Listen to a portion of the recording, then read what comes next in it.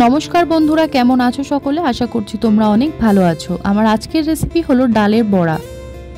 गरमकाले प्रत्येकटा दिन आमादेर माछ मांस खेते भालो लागे ना, सेई कारणेई आमी एकटु चेंज करलाम आजकेर तालिकाटा, सेटा हलो डालेर बड़ा दिये। तो चलो शुरू करा जाक।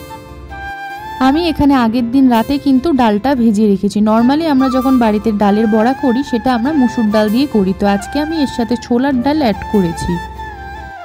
मशलार जन्य आमी एखाने निये नियेछि रसुन आदा पेঁয়াজ, एटार एकटा पेस्ट बानिये नेब। प्रथमे आमी निये निलाम एकटा मिक्सार जार, तार मध्य आदा रसुन दिये दिलाम गोटा गरम मशला, सामान्य एकटुखानि पेঁয়াজ दिये पेस्ट बानिये नेब। आमी एखाने आगे थेके आलू केटे रेखेछि।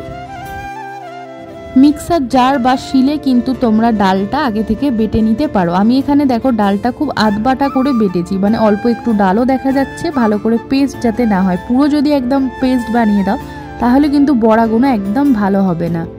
ডালের মধ্যে দিয়ে দিলাম 1 চামচ হলুদ, 1 চামচ লঙ্কার গুঁড়ো, কালো জিরে, স্বাদমতো নুন দিয়ে ভালো করে আমি এটা একটা মিক্স করে নেব। ডালের বড়াটা যদি তোমরা শুধু খেতে চাও তাহলে কিন্তু অবশ্যই পেঁয়াজ আর লঙ্কা অ্যাড করবে। যেহেতু এটা আমি ঝোল বানাবো সেই কারণে পেঁয়াজ আর লঙ্কা কুচি দিইনি। সবার শেষে দিয়ে দিলাম কিছুটা পরিমাণে বেসন। বেসন দিয়ে আমি আবারও ভালো করে এর একটা পেস্ট বানিয়ে নেব। এইবার গ্যাস অন করে কড়া বসিয়ে আমি দিয়ে দেব সরষের তেল। সরষের তেল কিন্তু পুরো গরম করার দরকার নেই, অল্প একটু গরম হয়ে আসলে এইভাবে বড়া শেপ করে আমি কিন্তু প্রত্যেকটা বড়া এখানে ভেজে নেব।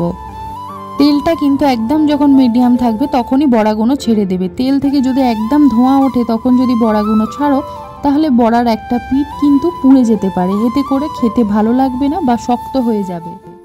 লো ফ্লেমে কিন্তু বড়াগুলো আমি ভেজে নেব। হাই ফ্লেমে ভাজলে দুটো পিঠ কিন্তু আগে থেকে পুড়ে যাবে, ভেতরে কিন্তু কাঁচা থেকে যাবে। তো দেখো আমি খুব সুন্দর করে ব্রাউন করে এখানে বড়াগুলো আগে থেকে ভেজে নিলাম।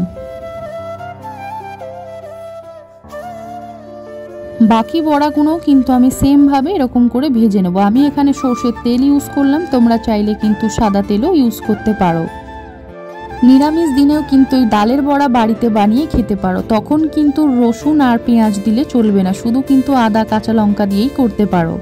বড়াটা ভাজা হয়ে গেলে এবার আমি তেলের মধ্যে আলুগুলো দিয়ে আলুগুলো লাল করে ভেজে নেব। দিয়ে দেব স্বাদমতো নুন, দিয়ে দেব হলুদ গুঁড়ো, দিয়ে এবার ভালো করে আলুগুলো লাল করে ভেজে নিয়ে তুলে নেব।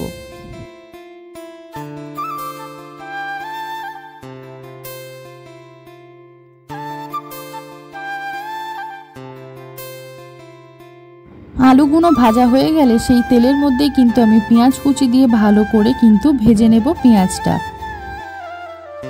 পেঁয়াজ ভাজা হয়ে গেলে আমি বেটে রাখা মশলাটা পেঁয়াজের মধ্যে দিয়ে ভালো করে মিনিট 5 ধরে কষিয়ে নেব। মশলাটা ততক্ষণ কষাবো যতক্ষণ না রসুনের কাঁচা গন্ধটা চলে যাচ্ছে। এখানে কিছু গুঁড়ো মশলা নিয়ে নিয়েছি, নুন, হলুদ, লঙ্কা গুঁড়ো, চিনি, ধনে গুঁড়ো, জিরে গুঁড়ো আর কাশ্মীরি রেড চিলি পাউডার দিয়ে আবারও আমি মশলাটাকে ভালো করে কষিয়ে নেব। সবার শেষে আমি এখানে অ্যাড করে দিলাম টেস্টি মশলা। এটা যে কোনো খাবারে দিলে কিন্তু খাবারে খুব তাড়াতাড়ি স্বাদ চলে আসে। মশলা থেকে যখন তেল ছেড়ে দেবে তখন ভেজে রাখা আলুগুলো দিয়ে মশলার সাথে ভালো করে কিন্তু আরও 2 থেকে 3 মিনিট কষিয়ে নেব। কষিয়ে নেওয়ার পর এখানে আমি পরিমাণ মতো জল দিয়ে কিছুক্ষণের জন্য ফুটতে দেব, আলুগুলো সিদ্ধ হওয়া পর্যন্ত।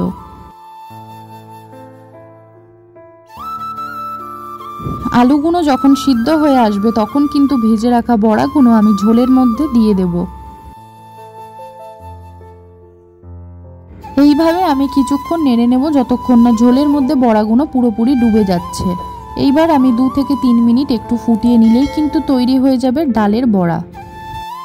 নর্মাল দিন হোক বা নিরামিষ দিনেও কিন্তু এই রেসিপিটা বাড়িতে অবশ্যই বানিয়ে কিন্তু ট্রাই করে দেখতে পারো। আশা করছি তোমাদের খুব ভালো লাগবে। আর ভিডিওটা যদি ভালো লাগে তাহলে অবশ্যই একটা লাইক করো, কমেন্ট করে জানিও, সাবস্ক্রাইব করে পাশে থেকো। দেখা হচ্ছে নতুন কোনো ভিডিও নিয়ে।